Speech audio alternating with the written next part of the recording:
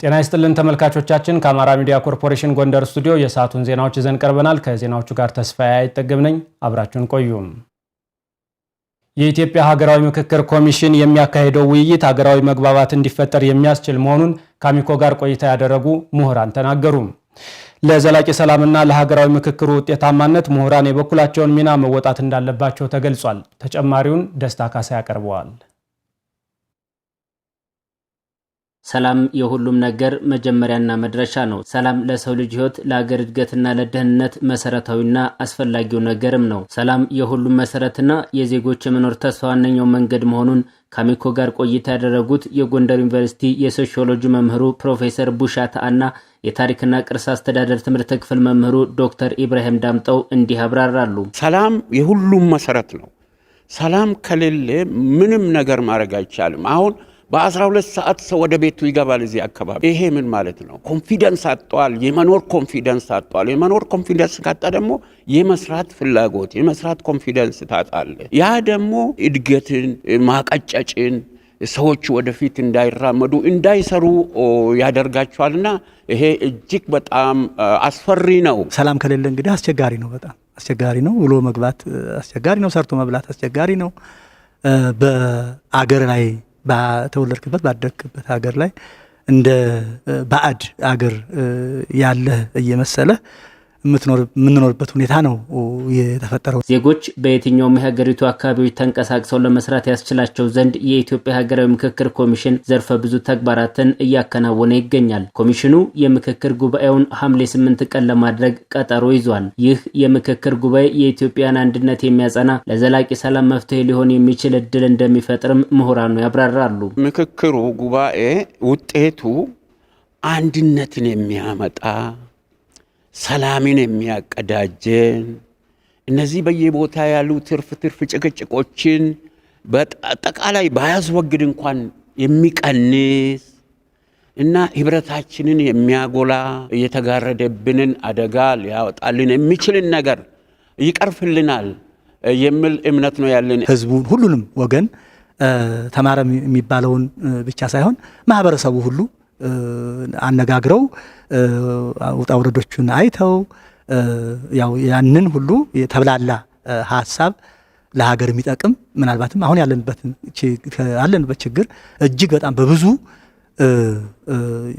መፍትሄ ያመጣል ብዬ ነው ማሰበው። በሀገራዊ ምክክር ተጠቃሚ ከሆኑ ሀገራት ተሞክሮ መውሰድ እንደሚገባ የገለጹት ፕሮፌሰር ቡሻታ ኢትዮጵያውያን በምክክር ኮሚሽኑ የሚሰጡ ሐሳቦችን አምኖ መቀበል ይጠበቅባቸዋልም ብለዋል። መፍትሄዎቹን ከውይይቶቹ መምጣት አለባቸው። ያ ውይይት በቤልጂየምም በካናዳም መፍትሄዎችን አምጥተዋል።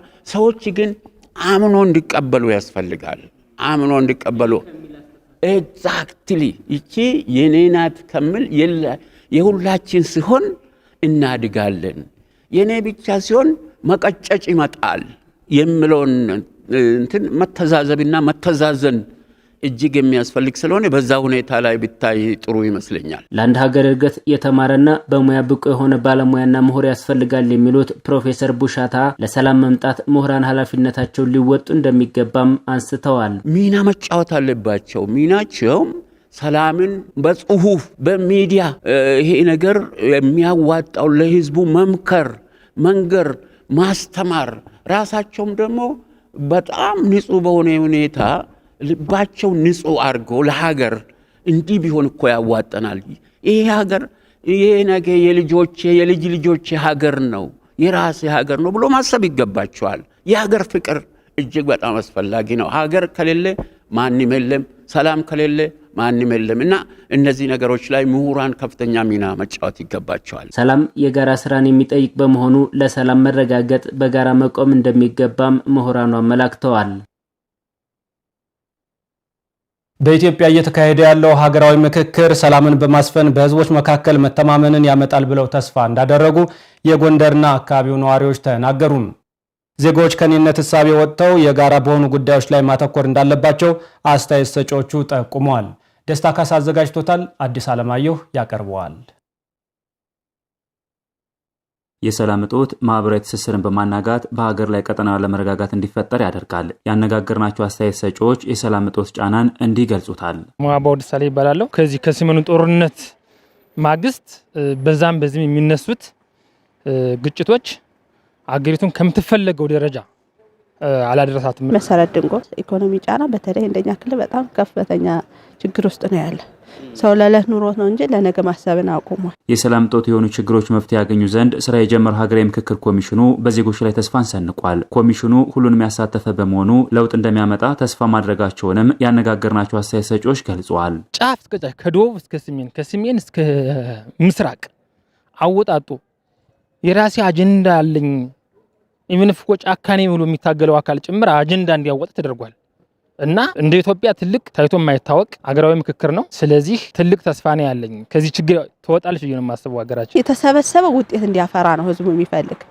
ምሳሌ አሁን ከወልቃይት ጋር የሚነሳለ ከኛ ክልል ጋር የሚነሳለ ህዝቡ እንዲፈታ ባለቤት እንዲሆን በማድረግ የተሰበሰቡ ጥያቄዎችን መፍትሄዎችን ወደ ውጤት እንዲወርድ ማድረግ መሬት እንዲነካ ማድረግ አገር ለመመለስ ወደ ነበረው ለማድረግ የምክክር ኮሚሽኑ ይጠቅማል ብዬ አስባለሁ። ምክንያቱም የምክክር ኮሚሽኑ ደግሞ ዋናው ትልቁ ሐላብ ህዝብን ከህዝብ የማገናኘትና በሐሳብ የራቀውን ማቅረብ ነው ብዬ አምናለሁ። እንደኔ ካጋጠመው የሰላም እጦት ለመውጣት ሀገራዊ ምክክር ኮሚሽኑ ከሚሰራው ስራ ባሻገር ዜጎች ከኔነት ስሜት ወደ ጋራ ሐሳብ መምጣት እንደሚገባም አስተያየት ሰጪዎቹ አንስተዋል። ከህዝቡን የከምል አስተሳሰብ መውጣት ነው። እኛ በሚል አስተሳሰብ ከገባን ሰፊ ውጤት እናገኛለን ነው። እኔ ተበድያለሁ እኔ ተጨቆኛለሁ ሚል ከሆነ ውጤት በታሪክ አናገኝም። ግን እኛ በሚልና የተበደለውን አካል በተበደለው ጫማ ውስጥ ሆኜ ራሴን ካየው መፍትሄ እናመጣለን። እኔ ትልቅ ነኝ እኔ ተማሪ ነኝ እኔ መንግስት ሰራተኛ አመራር ነኝ ሳንል ግን ለመፍትሄ ዝግጁ ከሆን አይደለም ይሄ ሌላ ችግር መቅረፍ ይቻላል። እንደ ሀገር ሁሉም ብሔረሰብ ሁሉም የሃይማኖት አባት ሁሉም ምሁራን ሁሉም የሀገር ሽማግሌ እኔ ከሚል ወጥቶ ለኢትዮጵያ አንድነት ዘላቂነት የሚያረጋግጥ ጥራት ያለው ሐሳብ አዋጦ ወደዚህ ትልቅ መፍትሄ ወደሚያመጣ አጀንዳ መሰባሰብ አለበት ብዬ ነው የማስበው። የምክክር ውጤቱን በቀናነት በመቀበል ተግባራዊ ማድረግ ከዜጎች ይጠበቃል። በ2018-19 የመኸር የምርት ዘመን ከ117,000 ኩንታል በላይ ምርት ለመሰብሰብ ማቀዱን የደባርቅ ከተማ ግብርናና እንስሳት ጽሕፈት ቤት አስታወቀም። በምርት ዘመኑ ከ4,300 ሄክታር በላይ ማሳ በዘር ለመሸፈን እየሰራ እንደሚገኝም ጽሕፈት ቤቱ ገልጿል። የጽሕፈት ቤቱ ኃላፊ በእውቀት አየነው ምርትና ምርታማነትን ለማሳደግ የሚያስችሉ የተለያዩ ተግባራትን ከአርሶ አደሮች ጋር በመቀናጀት እየሰሩ እንደሚገኙ ተናግረዋል። ለአርሶ አደሮች የግንዛቤ ፈጠራ ስራ ሲሰራ መቆየቱን የገለጹት ኃላፊው የግብዓት አቅርቦት ስራውን በወቅቱ ለማከናወን ጥረት መደረጉንም አክለዋል። የደባርቅ ከተማ ግብርናና እንስሳት ጽሕፈት ቤት የሰብል ልማት ቡድን መሪ ሰለሞን አዲሱ በኩታ ገጠም ሰብል ልማት የቢራ ገብስ 250 ሄክታር ማሳና በስንዴ ሰብል ልማት ደግሞ ከ1700 ሄክታር ማሳ በላይ ለማልማት መታቀዱን ገልጸዋል። ከዚሁ ጋር ተያይዞ የአየር ንብረት ትንበያ መረጃን መሰረት በማድረግ የዝናብ እጥረት ይኖራል ተብሎ በተገመቱ ቦታዎች የአፈር እርጥበትን በመጠቀም ከ50 በመቶ በላይ በዘር ለመሸፈን መቻሉን አብራርተዋል።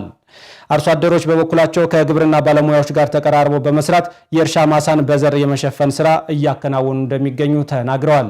የቀረበላቸውን ግብዓትና የግብርና ባለሙያዎች ምክረ ሀሳብ በመጠቀም ምርታማነትን ለማሳደግ እየሰሩ እንደሚገኙም አርሶ አደሮች ተናግረዋል። የዘገበው ባልደረባችን ደረጀ ደርበው ነው።